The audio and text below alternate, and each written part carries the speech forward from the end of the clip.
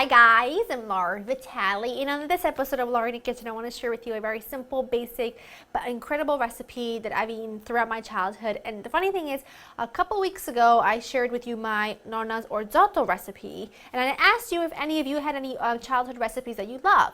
Well, one of you, which is, I've never gotten a request for this recipe because not very many people know about it because it's a southern, it's a Naples recipe. And one of you direct messaged me on Twitter and said, in Italian, which like give me chills, said, I've lived in the States for a very long time and I haven't had my grandmother's Virze and Riso in so long and would love for you to recreate it.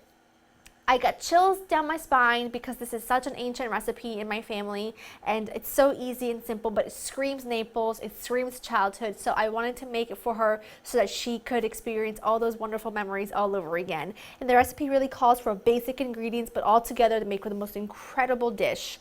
You're gonna need some cabbage. This is just a small head of cabbage that I've just chopped up into some large chunks, a small yellow onion that's been thinly sliced, some arborio or risotto rice. This is a vegetable bouillon cube. I've got some water. You can use vegetable stock, of course. You're gonna need some olive oil and some Parmigiano Reggiano along with some salt and pepper. The only difference in this recipe is that when I was very little, my grandmother used to use, instead of using olive oil, she used to use lard. She doesn't use it anymore, but it's sort of like if you look in old Naples Napolitani cookbooks, it will call for lard, which we don't use, and olive oil works just as well. So I've got some olive oil in my big pot here over about medium heat. I'm going to add my onion. Now some recipes call for onion, some don't. My mom, my nonnas, they always use a little bit of onion, so that's why I do as well. Not very much. You only want to use a little bit, but it's just amazing. And I am so excited to share this recipe with you because it's like not a very common recipe, and I know cabbage recipes are not the most popular, but you love it when I share with you childhood recipes. And my brother is coming to the States. By the time you watch this, he's probably already here, and this is something we used to eat a lot and I'll be making for him when he comes here. So I'm thrilled to share it with you. I'm going to let this saute for a couple of minutes and then we'll add in the cabbage. This looks great. You want your onions to soften, but you don't want them to brown. I have to tell you one more thing. When I called my nonna, I was like, you won't believe this, somebody wants a recipe for so-and-so. She goes, why? I said, I don't know. She says, you might want to warn them that's not the best smelling thing in the world because you're cooking with cabbage. And I said, pretty sure they don't care. But that was her reaction of it. All right, I'm gonna throw that in there. Now you need to cook this, constantly stirring, sort of cook this for about 10 minutes. You want the cabbage to start softening, and I'll show you what it looks like when it's there. Okay, it's been about, I would say, closer to 15 minutes. This is what you want it to look like. Oops, I've got a little piece of the core. Pretend you didn't see that. You don't want any core in this because what you want at the end is to have a very creamy texture.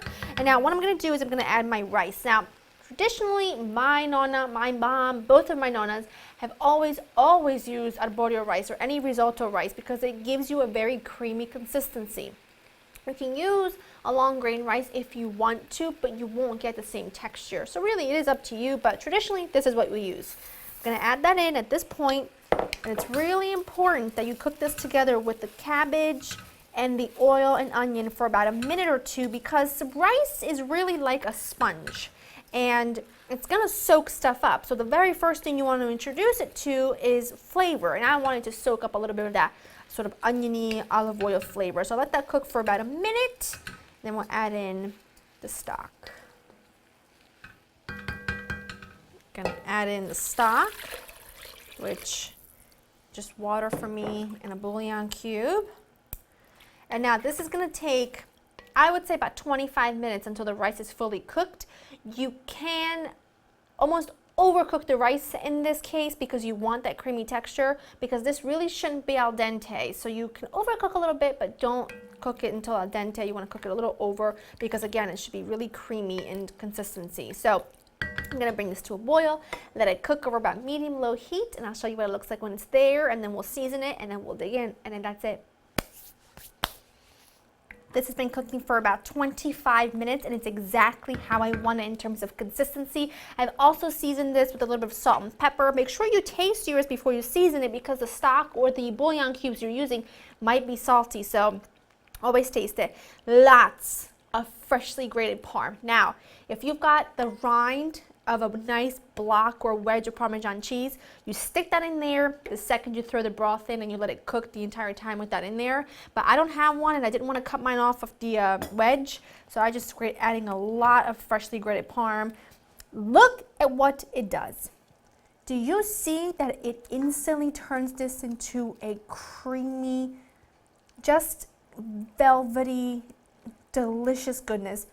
And that smells like, it could bring me to tears because that smells so much like home. And the consistency of this is beyond perfection. I'm thrilled to go ahead and dig into this. May not look special. You may not want to take its picture. You may not want to put it on a poster or in a magazine, but trust me, you're definitely going to want to eat this, and you're definitely going to want to eat this with someone you love because it is just home. It's home and it's memories, and it's just, it's everything I love about cooking and why I do it. I can't wait. Cannot wait. It smells so delicious.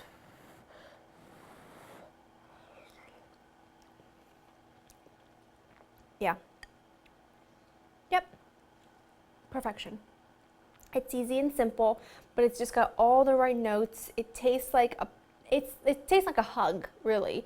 If you've ever gotten a hug from an Italian nonna, then you know what I'm talking about. It's just comforting, and it's just, it's amazing. So if you want to get your hands on this recipe, I will have it written and ready for you on laureninthekitchen.com. Let me know some of your family favorites, because you know I listen, and they just warm me from the inside out, just because I think we can all relate to those kinds of food. We can all relate to how they make us feel. So leave your family favorites below.